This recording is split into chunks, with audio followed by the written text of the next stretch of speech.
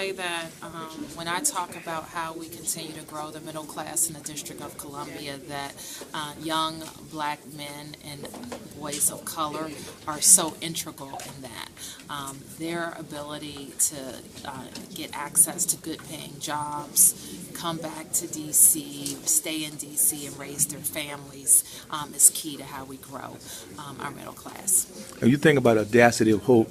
Why that book when you think about just the plight of black males and even connect that to summer jobs program and what you're trying to do, the big picture? I think the president's story sometimes is not repeated enough to young boys, and that's the story of a man who grew up without his father, was largely raised by his grandparents, and used education as his vehicle to achieve greatness. And so I think that is an important story for our young boys and men of color. And lastly, summer jobs. You talking about summer jobs? Well, you notice how often the boys mentioned employment, engaging activities at recreation centers and schools, and mentorship.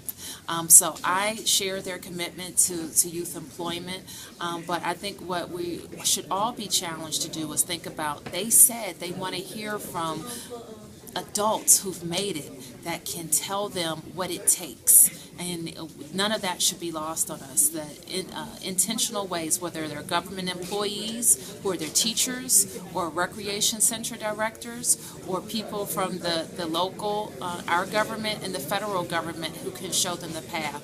I think that was very important for me to hear.